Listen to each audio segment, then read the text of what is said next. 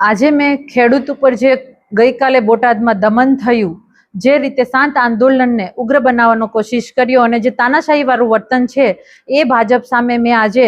ન્યાય અપાવવા માટે, ખેડૂતોને ન્યાય અપાવવા માટે અન્નનો ત્યાગ કર્યો છે। મારા આમરણ ઉપવાસ મેં આજથી ચાલુ કર્યા છે અને કલેક્ટરશ્રીને પણ લેખિતમાં મેં આ વિષયનો જાણ કર્યો છે અને અમે લોકો અમારી જે 3 માંગણીઓ છે એ માંગણી મેં કલેક્ટર સાહેબ સામે મૂકી છે, મુખ્યમંત્રીને પત્ર લખીને કે મારી પહેલી માંગણી એ છે કે આટલા બધા ગુજરાતમાં જેટલા પણ એપીએમસી છે, સહકારી કચેરીઓ છે, જે ખેડૂત લક્ષી જેટલી પણ સંસ્થાઓ છે, દરેકમાં ખેડૂતોનું શોષણ થાય છે, તો એ શોષણ અટકાવવા માટે એક કમિશનની રચના કરવી જોઈએ, એટલે કિસાન કમિશનની રચના કરવાની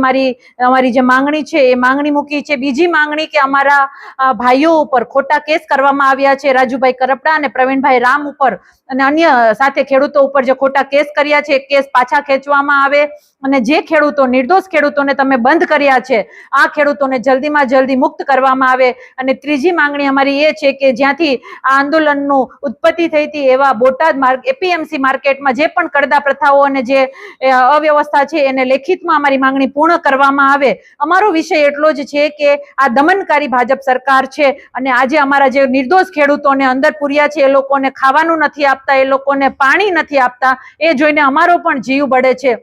એટલા માટે આજે મેં અન્નનો ત્યાગ કર્યો છે અને અમારી જે 3 માંગણી છે આ માંગણી ત્વરિત પૂર્ણ કરો એવું મેં લેખિતમાં આપ્યું છે। વિશેષ વાત મારે એ કરવી છે કે કાયદો, વ્યવસ્થા, નીતિ, નિયમ બધું અમને જ લાગુ પડે। જ્યારે મેં અન્નનો ત્યાગ કર્યો અને ઉપવાસ કરવા માટે હું જાહેરમાં બેસવા ગઈ ત્યારે ત્યાંથી પોલીસ મને લઈને મારા ઘરે મૂકી જાય છે અને અહીંયા અત્યારે પોલીસનો જાપ્તો ગોઠવી દીધો છે, અહીંયા મારા ઘરે અત્યારે પોલીસ બેસાડી દીધી છે। અમે એમ કહીએ છીએ કે કાયદો, નિયમ બધું અમારે જ પાલન કરવાનું। અમારા ખેડૂતના ઘરમાં ઘૂસી અને જ્યારે મારવામાં આવ્યા છે, જ્યારે માતાઓ બહેનો કઈ અવસ્થામાં હોય એનું જાણ કર્યા વગર તમે અંદર ઘૂસો છો, બાળકોના હૃદયમાં ફાડ પડે આવી પરિસ્થિતિ તમે નિર્માણ કરી, ત્યારે તમારા માટે કોઈ કાયદો નથી, કોઈના ઘરમાં ઘૂસી જાવ છો એનો કોઈ કાયદો નથી। અમે જાહેર જીવનમાં સરકારી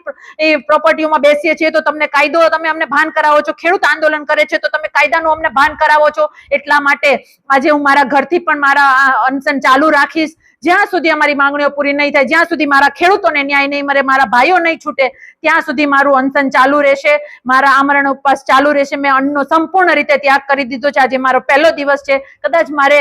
અનેક દિવસો સુધી ભૂખ્યું રહેવું પડશે, મારો જીવ જશે તો પણ મને પરવા નથી, પણ એક વાત ચોક્કસ છે કે જો આ જ કારણે મને કઈ થઈ જશે અને મારો જીવ જશે કે મારે સ્વાસ્થ્ય બગડશે તો એની સંપૂર્ણ જવાબદારી ભારતીય જનતા પાર્ટીની સરકાર અને મુખ્યમંત્રી સાહેબની રહેશે, એવું ચોક્કસ હું કહું છું।